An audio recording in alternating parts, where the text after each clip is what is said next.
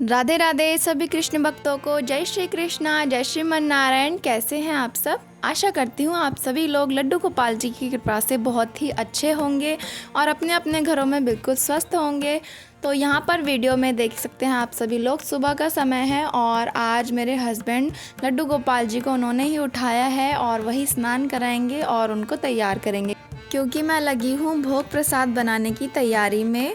और आज ये जो वीडियो है काफ़ी दिन पुराना है और आज मैं आप सभी को ये वीडियो अपलोड करके आप सभी को दिखा रही हूँ। ये वीडियो मेरे छोटे वाले बेटे के जन्मदिन का वीडियो है और इस दिन बहुत ही प्यार से, वैसे तो रोज़ ही हम अपने लड्डू गोपाल जी को बहुत ही प्यार से उठाते हैं, स्नान कराते हैं, तैयार करते हैं। तो हमेशा की तरह आज भी हमने अपने लड्डू गोपाल जी को बहुत ही प्यार से उठाकर उनका स्नान कराया, उनको तैयार किया, सुंदर वस्त्र पहनाए और फिर हम सभी ने मिलकर साथ में मिलकर लड्डू गोपाल जी की पूजा अर्चना करी और फिर भोग लगाया। और उसके बाद जो हमने अपने बेटे के जन्मदिवस के दिन हमने ये सब प्लान नहीं किया था कि हम केक वगैरह कट करेंगे, तो हमने जो प्लान बनाया था वो कुछ और था। हमने सोचा था कि हम खाना वगैरह बनाकर और बाहर बांट कर आएंगे, तो वो सब हमने किया। भोग वगैरह लड्डू गोपाल जी को लगाकर भोग प्रसाद हम बाहर बांट कर आएंगे सभी लोगों में, तो वो सब किया और जिससे हमें बहुत ही मन को बहुत अच्छा लगता है ये सब देखकर करके। और इसके अलावा हमने जो बहुत सारी चीज़ें करी जो कि मैं आप सभी को बता भी नहीं सकती हूँ, और इतना आनंद मिला हमें वो सारी चीज़ें करके। और हमने जो चीज़ सोची भी नहीं थी कि हम वृंदावन जाएंगे। हमारा प्लान था हमारे छोटे वाले बेटे के बर्थडे पर बरसाना जाने का, लेकिन वो प्लान किसी वजह से कैंसिल हो गया। तो हम नॉर्मली जो भोग प्रसाद है वो बाहर सभी लोगों में बांट करके हम घर पर ही आ रहे थे और रास्ते में ही हमारा जो है मेरे मुंह से निकला कि वृंदावन चलते हैं, और अचानक से ही हमारा जो है प्लान बन गया कि हाँ ठीक है वृंदावन चलते हैं। और कोई भी तैयारी नहीं थी वृंदावन जाने की। और फिर वहाँ से अचानक से ही हम घर आए और जल्दी से हमने सारा सामान रखा और फिर वहाँ से हम जल्दी से वृंदावन निकल गए। और वृंदावन में हमने 2 दिन का स्टे किया और इतना आनंद आया, इतना अच्छा लगा हमें वृंदावन में। ये मेरे बेटे का पहला बर्थडे था जो कि मुझे हमेशा याद रहेगा और बहुत ही लकी था हमारे लिए। मेरे बेटे के बर्थडे पे हमारे प्यारे लड्डू गोपाल जी ने हमें ये गिफ्ट दिया, हमें वृंदावन पहुंचा दिया। अचानक से ही, कोई प्लान नहीं था, कुछ भी डिसाइड नहीं था पहले से, और हम अचानक से वृंदावन चले गए। और वहाँ पर जाकर हम हर एक छोटे छोटे मंदिरों में गए, सभी छोटे बड़े मंदिरों में गए। कुछ मंदिर ऐसे होते हैं वृंदावन में जो ज़्यादा, अब कुछ मंदिर हैं जो ज़्यादा फेमस हैं, जैसे बांके बिहारी या फिर स्कॉन टेम्पल, ऐसे जगह ज़्यादा फेमस है। तो हम वहाँ पर भी गए और जो छोटे छोटे मंदिर वहाँ पर बने हैं वहाँ पर भी गए, वहाँ पर बैठे और आरती वगैरह की सुबह के समय में, तो बहुत ही अच्छा लगा। और वृंदावन के जो सभी वृंदावन के मेन निवासी होते हैं उनसे हमने बैठकर बातें करी। तो 2 दिन के स्टे में हमने वहाँ का जो पूरा आनंद था ना वो पूरा आनंद लेकर आए हैं। और वृंदावन में हमने जो रूम लिया था, हमने केली कुंज में हमने वृंदावन का रूम लिया था और वहाँ पर हमने स्टे किया था। और वृंदावन में केली कुंज में हमारे जो प्रेमानंद जी महाराज हैं उनके आश्रम के बिल्कुल पास ही हमारा रूम था। तो हमने रात में प्रेमानंद जी महाराज के भी दर्शन किए थे। और प्रेमानंद जी महाराज के अलावा वहाँ पे और भी बहुत सारे संत हैं वृंदावन में जिनसे हम मिले, जिनके हमने दर्शन किए और उनसे हमने अच्छी अच्छी बातें जो हैं उनके मुख से हमने सुनी और बहुत ही हमें अच्छा लगा वहाँ पे जाकर और इन सभी संतों से मिलकर। तो वृंदावन में जाकर ना एक जो अलग सी अनुभूति होती है ना, वो मैं आपको अपने मुँह से बता भी नहीं सकती कितना अच्छा लगता है। और हमारे प्यारे से गोविंद ने हमें अचानक से वृंदावन जाने का मौका दिया, तो मैं इस चीज़ को लेकर बहुत ही खुश थी। और ये सारी बातें मैं आप सभी के साथ शेयर करना चाहती थी जो कि मैंने आज आप सभी के साथ करी। और अब आप देख सकते हैं लड्डू गोपाल जी को यहाँ पर नई पोशाक पहनाई जा रही है और आज लड्डू गोपाल जी का सुंदर सा श्रृंगार किया जाएगा। और लाल कलर की उनकी पोशाक है और लाल कलर की ही उनको लाल कलर का मुकुट पहनाया जाएगा, उस पर मोर पंख, और तैयार होके हमारे कान्हा, आप सभी लोग देखिएगा कितने सुंदर लगेंगे। लड्डू गोपाल जी को ना हम लोग ठाकुर जी भी कहते हैं। ठाकुर जी हमारे घर के सच में ठाकुर जी हैं। हम उनको बिल्कुल, पूरी हमारी कोशिश ऐसी रहती है कि हम उनको बिल्कुल ठाकुर जी की तरह ही रखें, क्योंकि हम हमने कई घरों में देखा है, हर घर आजकल लड्डू गोपाल जी की सेवा होती है।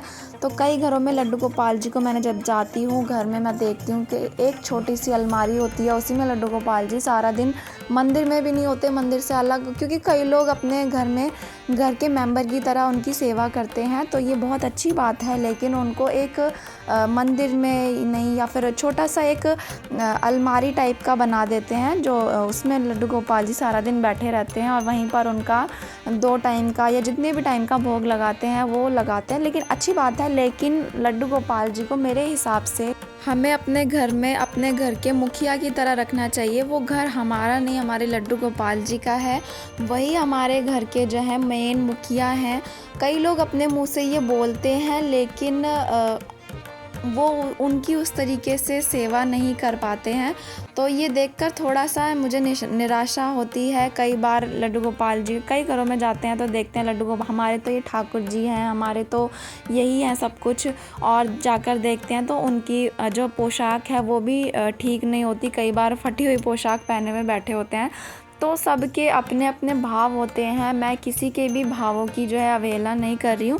लेकिन लड्डू गोपाल जी को बहुत ही अच्छे तरीके से, ये नहीं है कि हमेशा हम मुकुट पहनाकर, हमेशा हम कड़ी हुई पोशाक पहनाकर रखें, नहीं, ऐसा नहीं करना चाहिए। हमें लड्डू गोपाल जी को कंफर्टेबल कपड़े भी पहनाने चाहिए, सिंपल कपड़े भी पहनाने चाहिए, लेकिन उन्हें हमेशा हमें ठाट बाट से उनकी पूरी हमें अच्छे से केयर करनी चाहिए। जैसे कि हम अपने घर में अपने बच्चों की केयर करते हैं, उनसे भी ज़्यादा हमें अपने लड्डू गोपाल जी का ध्यान रखना चाहिए। अगर हम लड्डू गोपाल जी का इस तरीके से ध्यान नहीं रख पाते हैं तो हमें, जब तक हम उस काबिल ना हो जाए कि हम अपने लड्डू गोपाल जी का अच्छे से ध्यान रख सकते हैं, तब तक मेरा मानना है कि हमें अपने घर में लड्डू गोपाल जी नहीं लाने चाहिए। अगर हमें सेवा करनी है, अगर हमें पूजा करनी है, हमारे अंदर भाव है, लेकिन हमारे पास समय नहीं है, तो हम तब तक के लिए हम एक लड्डू गोपाल जी की तस्वीर लाकर भी, या फिर राधा कृष्ण की तस्वीर लाकर भी उनकी भी हम जैसे पूजा अर्चना कर सकते हैं। ज़रूरी नहीं है कि लड्डू गोपाल जी की जो है प्रतिमा हम लेकर आएँ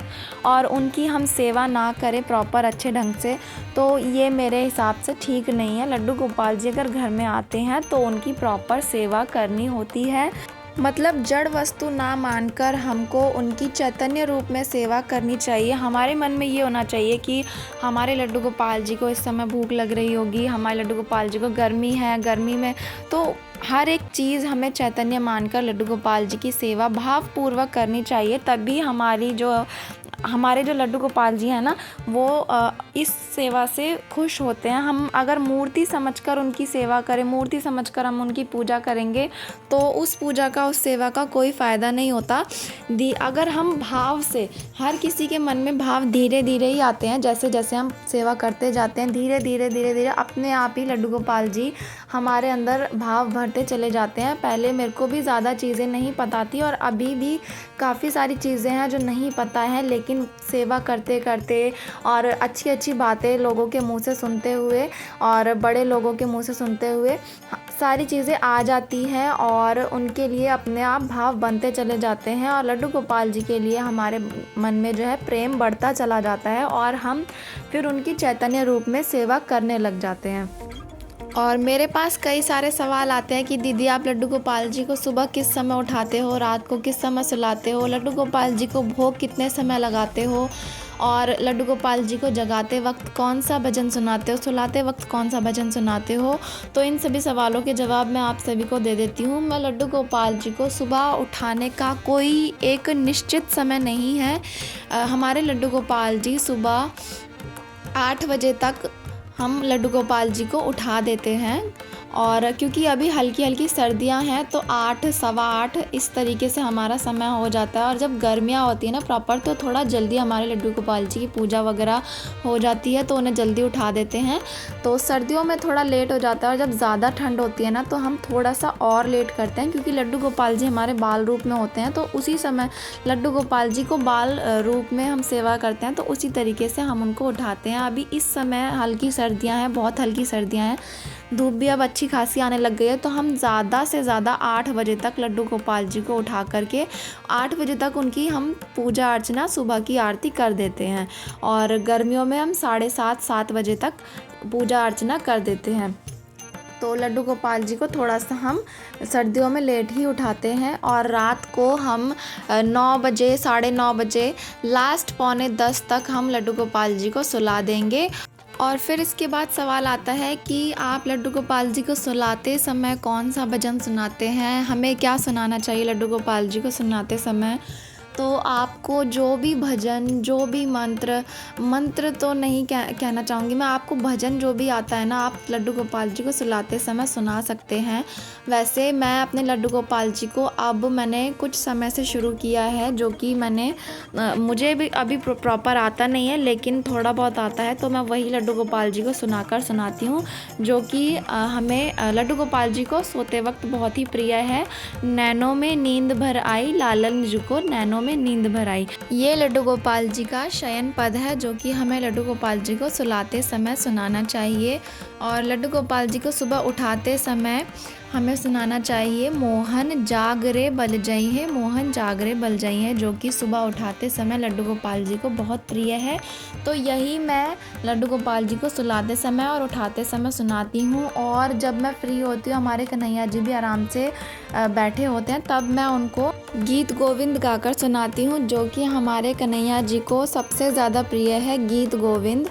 और अब आती है बात भोग की। तो भोग हमारे घर में सुबह उठाते समय मैं ज़्यादातर माखन, दूध, ड्राई फ्रूट्स ऐसी चीज़ों का सुबह सुबह आरती के बाद मैं भोग लगाती हूँ। और फिर उसके बाद खाना बनेगा घर में, तो खाने का भोग लगाया जाएगा। फिर दोपहरी में खाना वगैरह खिलाने के बाद उनको सुला दिया जाता है। फिर शाम के समय जब हमारे लड्डू गोपाल जी सो के उठते हैं, तो दूध पिलाया जाता है उनको। फिर संध्या आरती के समय मैं उनको कुछ भी अच्छा सा, कभी मैंने सेवइयाँ बनाकर दे दी, कभी मैंने हलवा बनाकर दे दिया, ऐसी चीज़ें मैं उनको बनाकर खिला देती हूँ।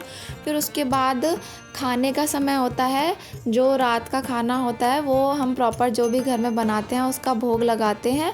और फिर उसके बाद लड्डू गोपाल जी को रात का खाना भोग लगता है।